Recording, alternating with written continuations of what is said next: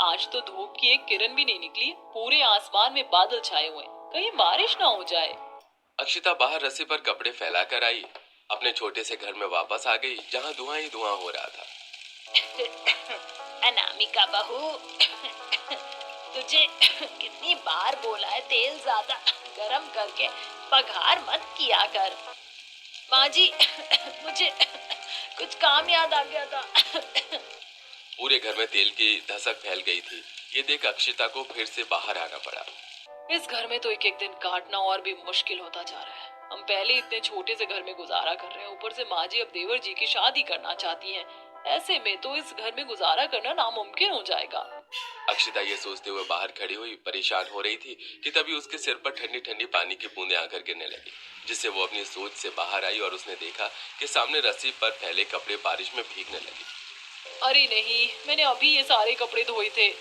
अक्षिता जल्दी से सारे कपड़े उतार के घर में आई। सत्यानाश, तुम दोनों का ध्यान किधर रहता है? हाँ, एक ने पूरे घर में धसक फैला दी और दूसरे ने सारे धुले कपड़े भिगो दिए। माँ जी, अचानक ही बारिश शुरू हो गई। इतने मैंने कपड़े उतारे, इतने में कपड़े गीले हो गए। तो अब खड़ी खड़ी मेरा मुंह क्या देख रही है? हाँ, रस्सी बांध और इन्हें घर में ही फैला। हे भगवान, अब इस चूहे के बिल जैसे घर में अगर इसने कपड़े फैला दिए तो निकलना बढ़ना भी मुश्किल हो जाएगा। और तू खड़ी खड़ी क्या सोच रही है अनामिका बहू? चल जल्दी से अक्षिता बहू की कपड़े फैलाने में मदद कर।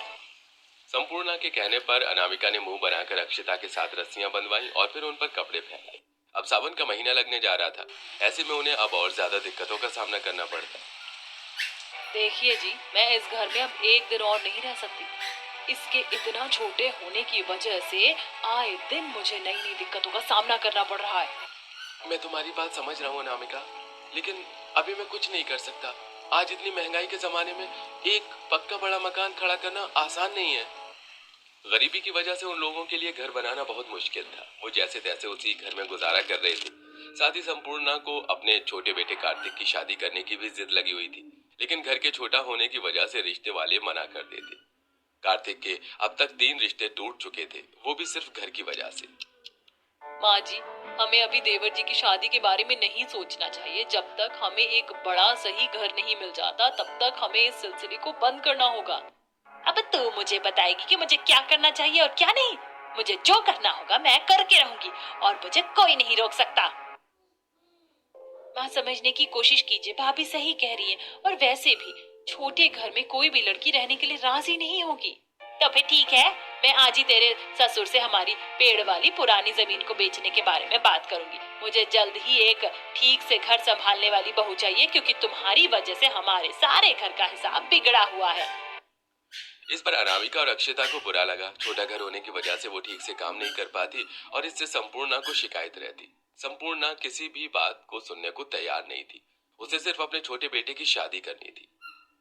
सुनिए जी, छोटा घर होने की वजह से कार्तिक के कितने रिश्ते टूट चुके हैं।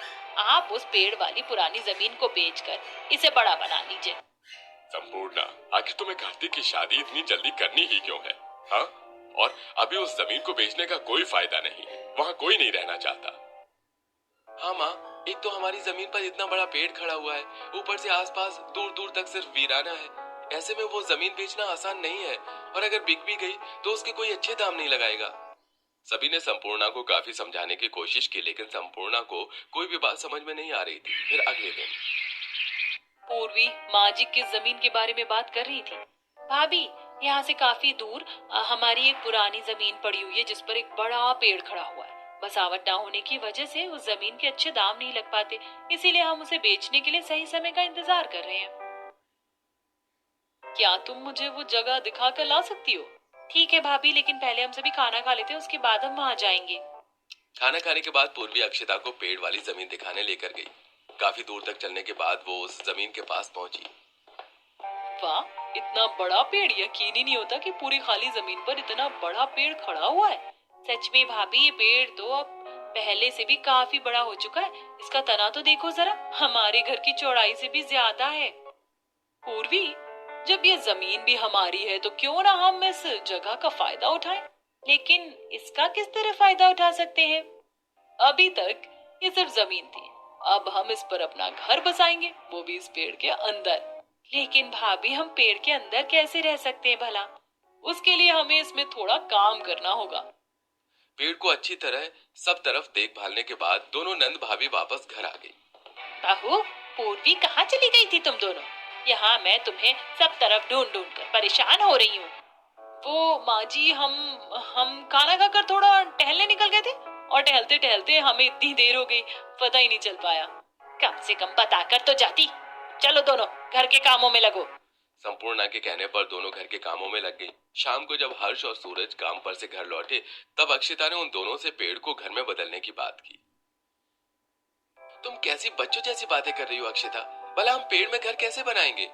हर्ष जी, वो पेड़ है यानी लकड़ी। आप तो लकड़ी का काम करते हैं ना, तो फिर आपको मेरी बात समझ में आनी चाहिए।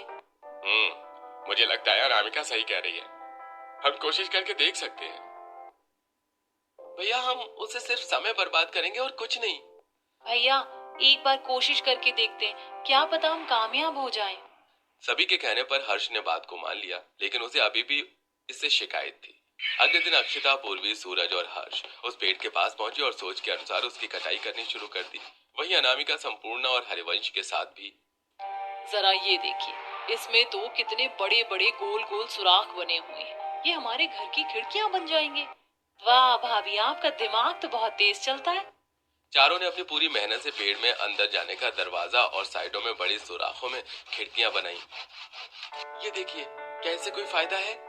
ये सिर्फ हमारे घर जितना ही बड़ा है। इसमें भी हमें वही सब परेशानियों को झेलना पड़ेगा। बेवजह ही हमने इस पर अपना समय बर्बाद कर दिया।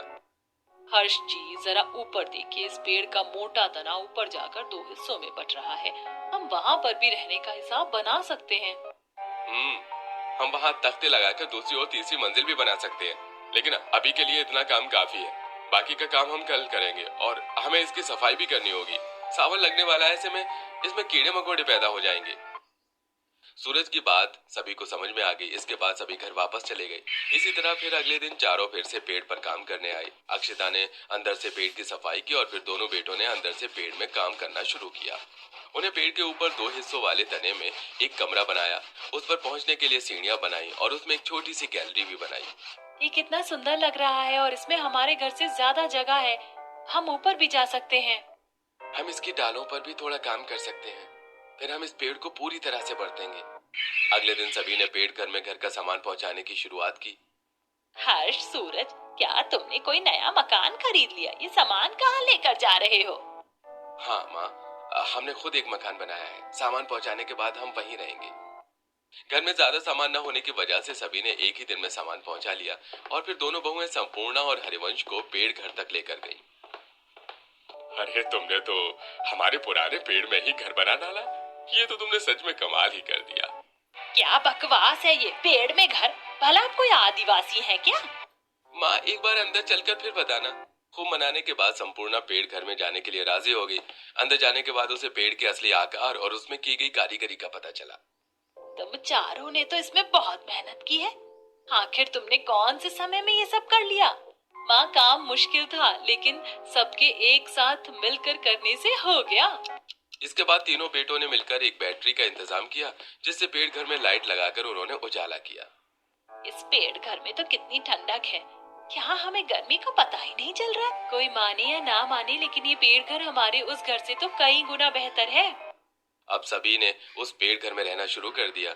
एक दिन चारों सास बहू नंद पेड़ घर की गैलरी में बैठकर चाय पी रही थी और ठंडी हवा के मजे ले रही थी। वैसे मानना पड़ेगा अक्षिता, तुमने खूब दिमाग चलाया है। भाभी जी, परिवार के लिए इस तरह दिमाग चलाना पड़ता है। चारों बैठी हुई बातें ही कर रही थी कि तभी तेज बारिश शुरू हो गई।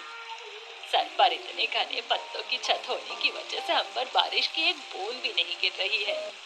माँ, अभी तो आप देखते जाओ कि हमारा ये पेड़ घर और कितने फायदे हमें दे सकता है। शाम को रोज इसी तरह घर की चारों औरतें पेड़ घर की गैलरी में बैठकर चाय पिया करती। दोनों बेटों ने मिलकर उस पेड़ मकान लकड़ी का थोड़ा और काम किया, जिससे वो अभी कालीशान पेड़ घर में बदल चुका था। उसमें कई कमरे थे। हर कमरे के आगे एक गैलरी थी और हर मोटी शाखा पर एक लकड़ी से बनी रेलिंग लगी हुई थी, जिससे एक से दूसरे कमरे तक आया जाया जा सकता था। आसपास के निकलते बढ़ते लोगों को भी ये कारीगरी देख काफी हैरानी होती।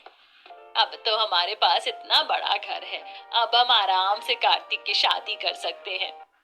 इस बार कार्तिक की शादी करने के लिए किसी ने मना नहीं किया। लड़की वालों को भी पेड़ घर काफी पसंद आया। गांव की एक सीधी सी लड़की संपूर्णा के घर में बहू बनकर आ गई। शादी के पेड़ घर को दोनों बहुओं ने मिलकर फूलों और लाइट से बड़े अच्छे से सजाया, जिसे देखकर सभी के होश उड़ गए। नई बहू को भी पेड़ घर काफी पसंद आया, लेकिन बदकिस्मती से अब सावन का महीना लग चुका था। रोज रोज बारिश हो रही है, जिससे पेड़ घर की लकड़ी फूलने लगी है। अब तो एक दरवाजा भी खोला नहीं जाता। हाँ भाभी, और सफाई करने के बाद भी घर में जगह जगह कीड़े हो रहे हैं। बरसात के मौसम में तो बड़े बड़े पक्के मकानों में कीड़े हो जाते, ये तो फिर भी एक पेड़ का घर है। कुछ तो करना होगा, ये कीड़े जहरीले भी हो सकते हैं। अगर इन्होंने किसी को काट लिया तो? आप सभी चिंता मत कीजिए, मैं कीड़े मारने वाली दवाई ले आई हूँ। हम इसे पूरे घर में छिड़क देंगे, जिससे यहाँ कीड़े नहीं होंगे। तीनों बहुओं ने मिलकर पूरे घर में कीड़े मारने वाली दवाई का छिड़काव किया। इससे कुछ कीड़े तो मर गए, लेकिन वो काफी नहीं था, और लगातार बारिश होने की वजह से उसकी लकड़ी से भी अब कीड़े पैदा हो गए थे। सभी को अब कीड़ों की वजह से काफी दिक्कत होने लगी। इतनी ज्यादा बारिश होने की वजह से पूरे पेड़ घर में सीलन फैल चुकी है। ऐसे में ऊपर वाली मंजिलों पर रहना ठीक नहीं होगा। इस मौसम में लकड़ी फूल